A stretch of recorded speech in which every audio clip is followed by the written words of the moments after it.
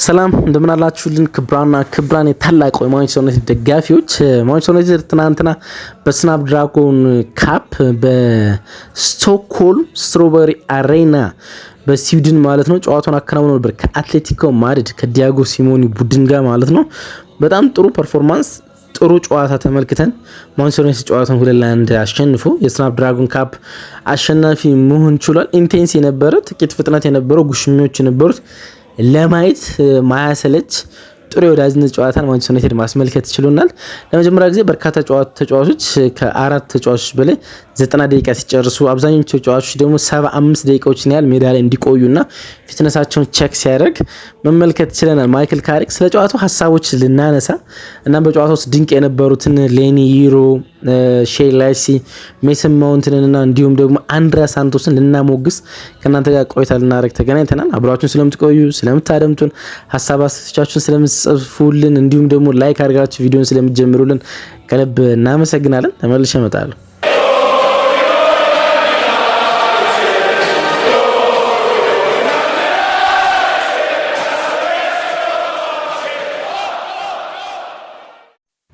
ማንቸስተር እንግዲህ እንደተባባሉ ነው ሶስተኛውን የአውሮፓ ከተማ መዳረሻ አድርጎ ነበረ። ትናንትና ስቶክሆልም ነበርና ከዛ አስቀድመን ፊንላንድ ሄደን እናውቃለን፣ ሄልሲንኪ፣ ከዛ ደግሞ ወደ ሮተርዳም ኖርዌይ አቅንተን እናውቃለን። ትናንትና የነበርነው ስቶክሆልም ሶሊና ስትሮበሪ አሬና ላይ ነበረ። በጣም ቆንጆ ጨዋታ ነበረ። የምንም አይነት የወዳጅነት ጨዋታ መልክ ያልነበረው ነበረ፣ ወይም ደግሞ ከወዳጅነት ጨዋታ ከፍ ያለ ነበረ። ምክንያቱም ጥቂት ኢንቴንስ ነበረ፣ ፍጥነት ነበረው ጨዋታው፣ እንዲሁም ፋውሎችና ጉሽሚያዎች ነበሩት። በአትሌቲኮ ማድሪድ በኩል ውስጥ በተለይ ደግሞ የገቡት አንዳንድ ወጣት ተጫዋቾች የመጫወት ከፍተኛ ፍላጎት ነበራቸው። እነዚያ ሁሉ ነገሮች ሲደራረቡ ጨዋታው ለማየት አሰልች አልነበርም፣ እንደ ፍሬንድሊ ጌም ማለት ነውና የብሶን ትኩረት ሚስብ ይመስለኛል። ደግሞ ብዙ ጥሩ ተጫዋቾችን ተመለከት ነው በትናንትናው ጨዋታ። ሌኒ ይሮ፣ አንድሪያ ሳንቶስ እና ሜሰን ማውንት የነበራቸው ጥምረት፣ ሼይ ላይሲ፣ እነዚህ በጨዋታ ውስጥ ሊነገርላቸው የሚገባ ፐርፎርም ያደረጉ ተጫዋቾች ናቸው። እስኪ ኢንዲቴልስ ነገሮችን ለመመልከት እንሞክር። ቶሚቴ ነው ጨዋታውን የጀመረው፣ የማንቸስተር ዩናይትድ ሶስተኛ ግብ ጠባቂ እና ሙሉ ጨዋታውን የሚጨርሰው እሱ ነው። የገረመኝ ነገር እሱ ነው። ሌሎችን ግብ ጠባቂዎች የማስገባት ምንም አይነት ፍላጎት አልነበረም። ሁሉም ግብ ጠባቂዎች ይኖራሉ ብሎ ስላልጠበቀ ይመስለኛል ማይክል ካሪክ። አልታይ ባይንደር አሁን ከሴልታ ቪጎ ጋር እየተያያዘ ነው፣ ስለዚህ አይኖርም። ዳይርሞንት ሚ የማንቸስተር ዩናይትድ የአንደር 21 ግብ ጠባቂ ነው፣ እሱንም አልጠቀመው። ራዲክ ቪቴክ ከብሪስቶል ጋር ባለፈው ብዙ ጊዜ አንስቼዋለሁ።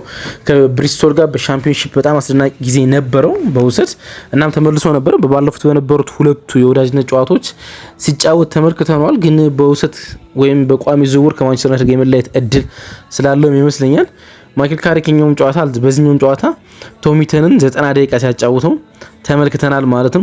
ሁለቱም ግብ ጠባቂዎች ይመለሳሉ። ሴን ለመንሰን በሚቀጥለው ይመለሳል። እንዲሁም ዳሮር ከጉዳቱ ሙሉ በሙሉ እያገገመ እንደሆነ ተዘግቧል። ለዛ ይመስለኛል ሌሎችን ግብ ጠባቂዎች የመጠቀም ፍላጎት አልነበረውም። ሌኒ ይሮ እና ልክሾ የማንቸስተር ዩናይትድ ሁለቱ ፉል ባኮች ነበሩ። ሌኒ ይሮ እዚህ ቦታ ላይ መጫወት እንደሚችል በደንብ እያሳየ ይገኛል በዚህኛው የወዳጅነት ጨዋታዎች ማለት እንግዲህ በጣም ትሪብል ካነሰው የፔፕ ጋርዲዮላ ማንቸስተር ሲቲ በኋላ ሴንተር ባኮችን በፉል ባክ ቦታ ላይ መጠቀም የቡድንን የዲፌንሲቭ ሶሊዲቲ በጣም እንደሚያስጠብቅ ይታወቃል አይደለ? ጆን ስቶንስን እዛ ቦታ ላይ ከተመለከትነው በኋላ ማለት ነው። ለምሳሌ አርሰናል አራቱ ቦታዎች ላይ ሴንተር ባኮችን ይጠቀማል። በግራ በኩል ፔሪን ካፒና ካላፊዮሪ ሴንተር ባክ ናቸው። በቀኝ በኩልም ቢን ዋይት እና ቲምበር ሴንተር ባክ ናቸው።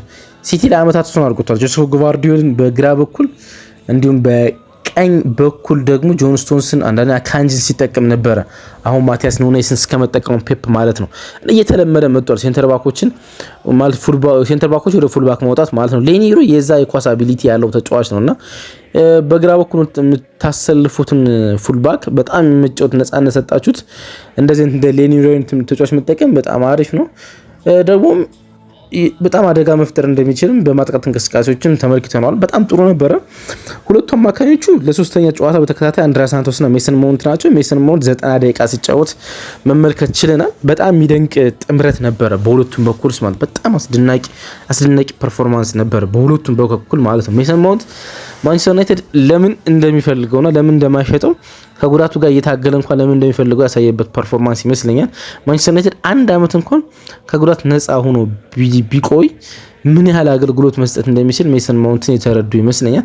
አንድሪያ ሳንቶስ ዘ ቤስ ፊርማ ነው። ብዙ ጊዜ ደጋግሜ ተናግሬዋለሁ።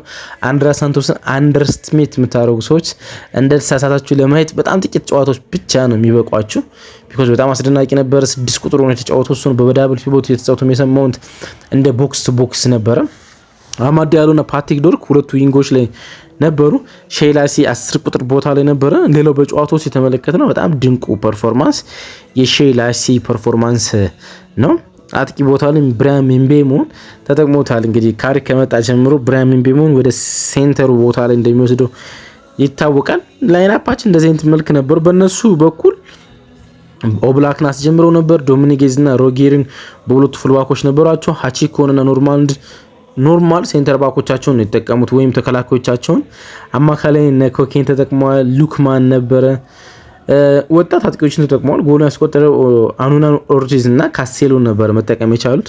ሁለቱም በማንቸስተር ዩናይትድ ጎሎች ላይ አስተዋጽኦ አላቸው፣ እንመለከተዋል። እንግዲህ ቀድሞ ጎል ማስቆጠር የቻሉት እነሱ ናቸው። ገና በ5ኛው ደቂቃ ነው ጎሎችን ማስቆጠር የቻሉት። ከኮርና የመጣ ኳስ ሰከንድ ቦል ወይም በሾርት ፓስ ከኮኬ ጋር ኳሱን ነኩት። ከዛ በኋላ ኦርቴዝ ኳሱን ሊያሻማ ነበር የሞከረው፣ ግን ኳሱን ዶሚኒጌዝ መግጨት አልቻለም እና ዶሚኒጌዝ ይገጨዋል ብሎ የጠበቀ ይመስለኛል ቶም ሂተን እና ሌኒ ይሮ እና ተዘናጉ። ያ ኳስ ክሮስ የተደረገው የአኑናን ኦርቴዝ ጎል ኳስ በቀጥታ ሲገባ ተመለከት ነው። ጥቂት መዘናጋቶች እንደነበሩበት ማስተዋል ይቻላል። ከዚህኛው እንቅስቃሴ በኋላ ግን ማንቸስተር ዩናይትድ ጨዋታውን ለመጫን ለመቆጣጠር በሁሉም መንገድ በኳስ ቁጥጥሩን በሙከሮችን ብልጫ ለመውሰድ ሲሞክር መታዘብ ችለናል። ትልቅ የጎል ዕድል አልፈጠረም፣ ግን በመጀመሪያው አጋማሽ 8 ሙከሮችን ማንቸስተር ዩናይትድ ሲያረግ ተመልክተናል። 4 ኮርናዎችን ሲያወጣ ተመልክተናል። በኳስ ቁጥጥሩ የተሻለ ለመሆን ሲጥር ተመልክተናል። በመጀመሪያው አጋማሽ የሉክ ሾን ሙከራ ደግሞ ማንሳት በጣም አስደናቂ ነው። በኦብላክ የተመለሰ ከአማድ ቀኝ በጣም ኳሱ ገና ከአንድሪያ ሳንቶስ ሲነሳ በጣም ቆንጆ ኳስ ነበረ። ከዛ አማድ ከቀኝ ክንፍ ወደ ግራ ፋር ፖስት ላይ ጣለው። ያን ኳስ ሉክሾ የመታው እና አውላክ ያዳነበት መንገድ በጣም የሚገርም ነው። ግን ሌላም እንቅስቃሴ ነበር። የብራያም ምቤሞ የግንባር ሙከራ በጣም ለጎል የተቃረበ ከፕሬሲንግ የተገኘ የጎል እድል ነበር። ፕሬስ አድርጎ አማድ ኳሱን ነጠቀ። ሼላሲ እዛው መስመር ላይ ቀኝ አንግል ሀፍ ስፔስ ላይ ተቀበለው፣ በቀኝ እግሩ ወደ ሳጥን ላከው። ያን ኳስ ብራያም ምቤሞ በግንባሩ ለመግጨት ሞከረ። ለጥቂት ሲወጣ መመልከት የቻልንበት አጋጣሚ ነበር። እንደዚህ አይነት የጎል እድሎችን የመጀመሪያው አጋማሽ ብቻ ስንፈጥር ነበረ። ሁለተኛው አጋማሽ ግን እንደ ጫናችን እና የጎል እድሎች ለመፍጠር የሞከረው ገና ጨዋታው ሲጀምር ጀምሮ ሁለተኛው አጋማሽ ገና 53ኛው ደቂቃ ላይ ያ የሼላሲ እንቅስቃሴ ተገኘ እና ፍጹም ቅጣት ምት ተሰጠ ማለት ነው። በጠባብ ስፔስ ነበር ኳሱን የተቀበለው ሼላሲ። እናም በዛ ፌክ ሙቭመንት አደረገ። አንድ ተጫዋች ቀነሰ። ሁለተኛው ተጫዋች በቀኝ እግሩ ወደ ቀኝ እግሩ ኳሱን ወሰደው። ካስቴሎ ነበር። ሁለቱንም ሲቀንሳቸው ካስቴሎ ጥፋት ፈጸመበት። ፍጹም ቅጣት ምት ተገኘ። ሼላሲ በጠባብ ስፔስ ውስጥ በጣም ጥሩ ተጫዋች፣ ጥሩ አእምሮ ያለው ተጫዋች እንደሆነ ያሳየበት ሙቭመንት ነበረ ማለት ይቻላል። ከዛ በኋላ ብራያም ምቤሞ በግራ እግሩ በቀኝ በኩል ጥሎ በግራ በኩል ጎሉ ማስቆጠር ቻለ ማለት ነው። ሁለተኛው ጎል ሌላ ከፕሬሲንግ የተገኘ ኳስ ነበር። ይሄኛው ደግሞ ፍሌቸርን የምናደንቅበት እንቅስቃሴ ይመስለኛል። ፍሌቸር በጣም የሚገርም ፕሬሲንግ ነበረው በዚህኛው ጎል መቆጠር ውስጥ ማለት ነው። ግን ፕሬሲንግ ብቻ ግን አልነበረም። ኳሱን ፕሬስ ካረገ በኋላም ተጫዋች የቀነሰበት መንገድም የፍሌቸር በጣም የሚገርም ይመስለኛል። ማድነቅ ያለብን ይመስለኛል ፍሌቸርን በዚህኛው እንቅስቃሴ በኳሱን የነጠቀበት መንገድ፣ ከዛ በኋላ ሙቭመንቱን ወደ ስፔስ የወሰደበት መንገድ ሁሉ በጣም የሚደንቅ ነው። በቀኝ እግሩ ክሮስ አረገው። ከዛ በኋላ ኳሱን ያጣው ይመስል ነበር ብራያም ምቤሞ። ከዛ በኋላ ግን በጣም ተጠግቶ ኳሱን ነካው። የነካበት መንገድ፣ ፕረስ ያደረገበት መንገድ፣ ማለቴ ቺፕ ያደረገበት መንገድ ሁሉ ግሩም ነው። ያ ጎል ማለት ነው። ብራያም ምቤሞ ሁለት ጎል አስቆጠረ። ጎል ካስቆጠረ በኋላ ጥቂት ባፈገፈግንበት ጊዜ ጎል ለማስቆጠር ተቃርበው ነበር። አንድ የጎሉ ቋሚ የመለሰባቸው የጎል እድል ነበር። ከዛ ውጭ ግን ትልቅ የሚባል የጎል እንቅስቃሴ አልነበራቸውም። እንግዲህ በጣም ብዙ ተጫዋቾችን ከፍ ያለ የጨዋታ ደቂቃ ሰጥቷቸዋል ማይክል ካሪክ ማለት ነው። ለምሳሌ የመጀመሪያው አጋማሽ ላይ ምንም አይነት ቅያሬ አልነበረም። ከአንድ ጃክ ፍሌቸርን ወደ ዲያሎ ከቀየረው ውጭ አማድ ዲያሎ ከቀየረው ውጭ ምንም አልነበረው። አማድ ዲያሎ ከረፍት አይደል የመጣ ሁለቱን ጨዋታዎች ላይ አልተሳተፈም እና 45 ደቂቃ ለሱ በቂ ነበረ ብሎ አምኗል ማይክል ካሪክ። እናም ቀይሮ አስወጣው አማድን። ፍሌቸር ገባ። ፍሌቸር ከገባ በኋላ ሼላሲ ወደ መስመር ሲወጣ መታዘብ ቻልነ ማለት ነው። እስከ 73 ደቂቃ ላይ ምንም አይነት ቅያሬ ማድረግ አልቻለም። ባለፉት አስታውሱ እንደሆነ 60 ደቂቃ ነበረ አብዛኞቹ ተጫዋቾች ማይክል ካሪክ ያጫውታቸው ፊትነሳቸውን ቴስት እያደረገ አይደለም። 45 ደቂቃ የመጀመሪያው ጨዋታ ላይ ከሬክሳም ጋር 45 ደቂቃ ተጫወቱ። ሁለተኛው ጨዋታ ላይ ከሮዘንበርግ ጋር 60 ደቂቃ ተጫወቱ። አሁን ደግሞ 73 ደቂቃ በርካታ ተጫዋቾችን ሲያጫውት ተመለከትን። 90 ደቂቃ የጨረሱም ብዙ ናቸው። ለምሳሌ ሉክ ሾ 73 ነው የሚመጣ፣ ባህሪ አማስ ዝርኪዚ በሼሌሲ 73 ደቂቃ አለው። አርመር በማጉዌር ኤተን ዊሊያምስ አጥቂው በፓትሪክ ሩክ 73ኛ ደቂቃ ላይ የነበሩ ቅያሪዎች ናቸው። ከዛ በኋላ ላይ የነበሩ ሁለት ቅያሪዎች ብቻ ነበረው። ቲዌስቲን በ18 ዓመት ልጅ በሳንቶስ ገባ። ከዛ ሲጠበቅ የነበረው ጀጀ ገብርኤል የ15 ዓመቱ በጣም አስደናቂው ባለ ታለንት ብራያም ምቤሞን ተክቶ ሲገባ ቻልን ማለት ነው። ጀጀ ገብርኤል በወዳጅነት ጨዋታ የተደረገ ቅያሬ ነው፣ ግን በማንቸስተር ዩናይትድ እግር ኳስ ታሪክ ውስጥ ይሄ ከ18 ዓመት በታች ቡድን የሚጫወት የ15 ዓመት አስደናቂ ታለንት በታሪክ የመጀመሪያው ማንቸስተር ዩናይትድ ተጫዋች ሆኗል። በእድሜ ትንሽ ሆኖ ለማንቸስተር ዩናይትድ ጨዋታውን ያረገ ማለት ነውና እሱም ይደንቅ ይመስለኛል። በርካታ ተጫዋቾች ጨዋታውን ጨርሰዋል። ለምሳሌ ሌኒ ይሮ ጨዋታውን ጨርሷል። ቶሚተን ግብ ጠባቂ ጨዋታውን ጨርሷል። አይደን ሄቨን ጨዋታውን ጨርሷል። ሜሰን ማውንት ጨዋታውን ጨርሶ ተመልክተነዋል ማለት ነው። በጣም ጥሩ ጨዋታ ነበረ። እንደ ወዳጅነት ጨዋታ ከፍ ያለ ነበርና የተጫዋቾችን ፊትነስ ለመለካት በጣም ድንቅ ነበረ። ዘ ካፒቴን ብሩኖ ፈርናንዴዝ ይህን ጨዋታ እየተከታተለ እንደነበረ የሚያሳውቅ ፖስቶ ተመልክተናል። ሁሉም ጨዋታዎች እየተመለከታችሁ እንደሆነ የሚያሳይ ፖስቶችን የፖስተ እንደሆነ ይታወቃል። ከፔዥ ጋር ከሳምንት በኋላ ጨዋታችን እናደርጋለን፣ ነሐሴ 2 ማለት ነው።